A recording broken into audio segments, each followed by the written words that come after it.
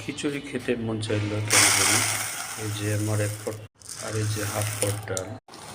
আর দেখেন আমরা ব্যাচেলাররা কীভাবে খিচুড়ি রান্না করি। যেটা দিয়ে দিলাম গরম মশলা, লং আছে, সাদা এলাচ, আর হলো লং, সাদা এলাচ আর গোলমরিচ। একটু বাটা মশলা দিয়ে দিলাম। এখন একটু পানি অ্যাড করব। এই যে প্রয়োজন মতো হলুদ, মরিচ, লবণ অ্যাড করে মশলাটা কষানো নেওয়া হয়েছে। এর মধ্যে যে চাল আর ডাল ধোয়া ঢেলে দিলাম। এটা একটু কষাই নিতে, কষানো বলতে হালকা একটু ভাজা ভাজা করে নিতে হবে। এই যে মোটামুটি ভাজা হয়ে গেছে আমার। এই যে এখন পানি অ্যাড করলাম। আমার চাল আর ডাল মিলে 1.5 পট ছিল, 3 পট পানি দিলাম, তাহলে খিচুড়িটা ঝরঝরা হবে। এই যে এখন ঢাকনা দিয়ে হালকা আঁচ দিয়ে দিব। হালকা আছে যা চমৎকার হয়ে গেছে। এখন আমি জালটা অফ করে দিলাম। একটু ভাপ দিয়ে রাখলে ভাপই হয়ে যাবে।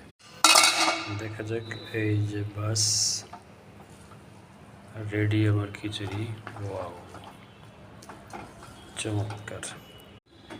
সাথে দুপুরের ভাজি আছে আর আচার আছে, রকমারি আচার, জলপাই আর কাঁচা মরিচের।